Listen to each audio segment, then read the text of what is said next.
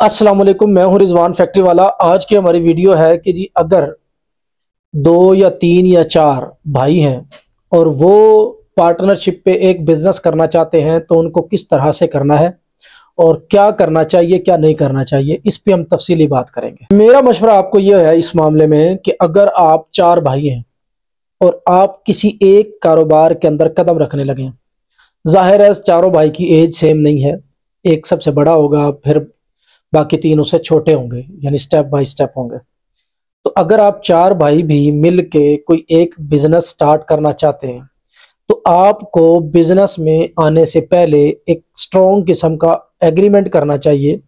जिसके अंदर आपको ये लिखना चाहिए कि हम आपस में पार्टनर्स नहीं हैं, बल्कि हम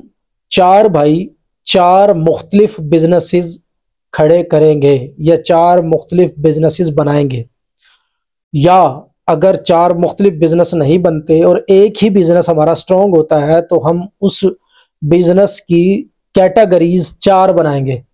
और हम उन चार बिजनेस की उन चार कैटेगरीज को चारों भाइयों में तकसीम करेंगे। एक कैटेगरी एक भाई की मुस्तकिल तौर पे होगी, दूसरी कैटेगरी दूसरे भाई की मुस्तकिल तौर पे होगी, तीसरी कैटेगरी तीसरे भाई की मुस्तकिल तौर पे होगी। इसकी अगर हम एग्जांपल लें तो हम इस तरह से ले सकते हैं, फॉर एग्जांपल आपने एक जूस की फैक्ट्री लगाई, तो अब इस जूस की फैक्ट्री में चार कैटेगरी कैसे होंगी। नंबर वन कैटेगरी आप ये कर सकते हैं कि जी प्रोडक्शन जो है वो एक भाई की होगी, एक भाई प्रोडक्शन करेगा और प्रोडक्शन करके बाकियों को, यानी तीन जो बाकी लोग हैं उनमें से, यानी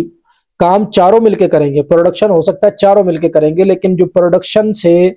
और डिस्ट्रीब्यूशन देने तक का जो प्रॉफिट है वो एक भाई का होगा। ये आपने तय कर लिया, सबसे बड़े का जी फॉर एग्जांपल वो हो गया। अब आप दूसरी इसकी कैटेगरी क्या करेंगे जी, वहां पे यानी जब आपने प्रोडक्ट बनाई और आपने आगे डिस्ट्रीब्यूटर को या होलसेलर को या सेलमैन को जो प्रोडक्ट देनी है, जो फैक्ट्री से निकलने के बाद फैक्ट्री रेट तक जो प्रॉफिट आया वो सबसे बड़े भाई को चला गया, जो सेल्समैन तक या डिस्ट्रीब्यूटर तक या होलसेलर तक जाने का जो प्रॉफिट है वो दूसरे भाई को आ गया, यानी वो दूसरे का प्रॉफिट है। क्लियर? ये दूसरे की कैटेगरी होगी। तीसरी कैटेगरी हम ये कर सकते हैं कि जी इसी प्रोडक्ट को हम ऑनलाइन सेल करेंगे। ऑनलाइन अगर सेल करेंगे तो इस ऑनलाइन जितनी भी सेल होगी, यानी इसमें आपको ना डिस्ट्रीब्यूटर को ढूंढना ना कोई और करना, ऑनलाइन अगर आपकी सेल हो रही है, ऑनलाइन जितने भी ऑर्डर आ रहे हैं, फेसबुक पे ऐड चलाने से, यूट्यूब पे ऐड चलाने से या टीवी पे इश्तिहारात देने से या कुछ भी, जो ऑनलाइन आप मार्केटिंग कर रहे हैं और उससे जो आपके पास कस्टमर आ रहा है, तो उससे जितनी भी सेल जनरेट होगी वो सारी के सारी तीसरे बंदे के पास चली गई। अच्छा, चौथी में क्या है जी, आप इसी को अगर आप आउटसोर्स मुख्तलिफ लोग करवाते हैं कि जी आपसे प्रोडक्ट बनवाते हैं और वो अपने नाम की बनवाते हैं, फैक्ट्री आपकी इस्तेमाल होगी, बनवाएंगे दूसरे लोग, यानी उनके नाम की आपने साबुन बना के देनी है, तो ये जो आउटसोर्स लोग आपसे करेंगे प्रोडक्ट, तो उसका जो प्रॉफिट होगा चौथे को चला गया। इसी तरह से आगे बढ़ना चाहें तो इसी तरह से आपने अगर एक्सपोर्ट करनी है तो एक्सपोर्ट का जो प्रॉफिट होगा वो मतलब पांचवे को चला जाएगा, या और इसी तरह से आपके साथ है तो आप मुख्तलिफ कैटेगरी बना सकते हैं। अगर एक ही बिजनेस आपका इतना बड़ा हो जाता है कि आपको दूसरे बिजनेस की नौबत ही नहीं आती, तो आप इस तरह से आपस में बिजनेस की कैटेगरीज को डिवाइड करें हर सूरत में। अगर आप इस तरह से कैटेगरी डिवाइड नहीं करते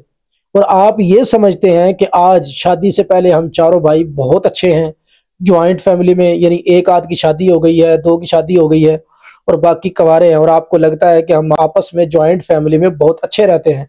हमारी तरबियत बहुत अच्छी है, हम आपस में बहुत अच्छे हैं, हम लालची नहीं हैं, हम ईमानदार भी हैं, ये सारी चीजें जो आज आपको नजर आ रही हैं, ठीक 5 साल से 10 साल के अंदर अंदर सब कुछ बदल जाएगा। जब आप सबकी शादियां होंगी, जब आपकी औलादें जवान होंगी, तो हर एक को अपनी औलाद की पड़ जाती है, अपनी औलाद की फिक्र होती है, अपनी औलाद के लिए अच्छी तालीम की जरूरत होती है, अच्छी तरबियत की जरूरत होती है, अच्छे इंतजामात की जरूरत होती है। तो जब आप इकट्ठे होते हैं तो उसमें, यानी बिजनेस भी अगर आपका इकट्ठा हो, तो एक को फॉर एग्जांपल एक के बच्चे 5 हैं और दूसरे के सिर्फ 2 बच्चे हैं, तो आपस में अगर आपके जहन में कोई भी ख्यालात इस तरह के नहीं भी आएंगे, तो आपके घरों में आने वाली आपकी जो बीवियां हैं وہ آپ کو ان چیزوں پہ سوچنے میں مجبور کر دے گی، سوسائٹی آپ کو سوچنے میں مجبور کرے گی، جو لوگ آپ کے ساتھ اٹیچ ہوں گے رشتہ دار وہ آپ کو مجبور کر دیں گے کہ جناب آپ کے صرف 2 بچوں کا خرچہ یعنی 50,000 ہوتا ہے، آپ کے جو بڑے بھائی ہیں اس کے جناب 6 بچے ہیں ان کا خرچہ 2 لاکھ روپے ہے، تو یہ تو آپ کے ساتھ انصاف نہ ہوا، اور آپ کو نہ چاہتے ہوئے بھی آپ کے دماغ میں جب یہ چیزیں آئیں گی تو آپ قربانی نہیں دے سکیں گے۔ تو اس لیے بجائے ہم قربانیاں کھیلنے کے،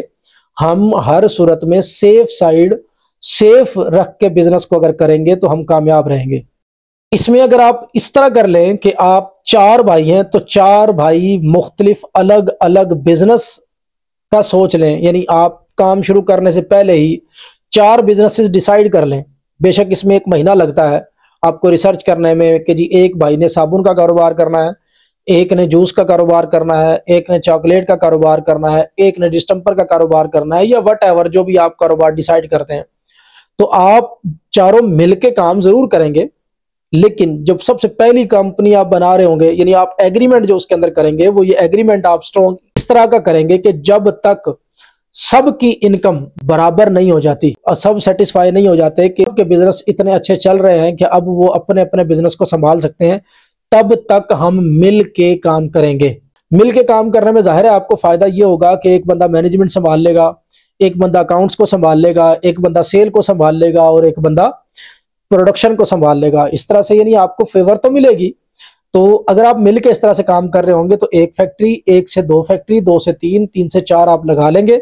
چاروں فیکٹری جب سٹیبل ہو جائیں تو آپس میں آپ یعنی اپنے اپنے فیکٹریوں کے مالک بن کے اور آپ اپنے اپنے طریقے سے اس کاروبار کو چلا لیں گے۔ یہ میرا مشورہ ہے، باقی آپ بہتر سمجھتے ہیں کہ آپ لوگوں کے آپس میں کس طرح کے تعلقات ہیں، اس کو کس طرح سے آپ مینج کر سکتے ہیں۔ میرا ایکسپیرینس یہی کہتا ہے کہ اگر ایک بھائی نے کاروبار شروع کیا اور باقیوں کو اس میں ایڈ کر لیا تو آپ کا اپنا ذاتی کاروبار سمجھ لیں کہ آپ سے چھن جائے گا، یا آپ کا ذاتی کاروبار آپ کا ذاتی نہیں رہے گا، بلکہ اس میں بہت سارے لوگ ایڈ ہوں گے، مسائل آئیں گے، آپس میں آپ کے جو بھائی چارہ آپس کا وہ خراب ہوگا، آپ کے تعلقات خراب ہوں گے، فیملی میٹرز آپ کے خراب ہوں گے، اس طرح کے بہت سارے مسائل کا سامنا آپ کو ضرور کرنا پڑے گا، ٹھیک ہے۔ اگر ایک بزنس چل بھی جاتا ہے لیکن جب چاروں بھائیوں کی اولادیں جوان ہوں گی تو ان کی سوچ کا آپ کو نہیں پتا ہے، آپ کا کاروبار پھر آپ کا نہیں رہے گا، وہ اس کاروبار کو یعنی تباہ کر لے گی آپ کی اولادیں۔ کاروبار جب بھی کیا جاتا ہے تو وہ نسلوں کے لیے کیا جاتا ہے، تو لہٰذا اگر آپ کا ایک بندے کا ایک کاروبار ہوگا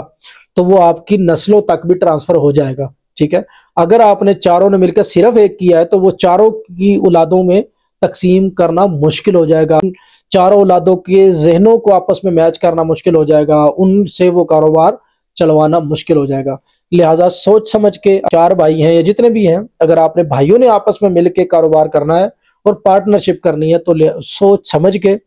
پلاننگ کے ساتھ اور ایک سٹرونگ ایگریمنٹ کر کے، چاہے آپ آپس میں بھائی کیوں نہ ہوں، جب بھی پارٹنرشپ کریں گے تو جو میں نے پہلے شرائط بتائی ہیں پارٹنرشپ کی، وہ تمام شرائط آپ ایگریمنٹ کا حصہ بنائیں گے اور اس کے مطابق ہی آپ آپس میں پارٹنرشپ کر کے کاروبار کریں گے۔ لیکن اس میں سب سے امپورٹنٹ، سب سے زیادہ جو خیال رکھنا ہے وہ یہ ہے کہ آپ کا تعلق خراب نہیں ہونا چاہیے۔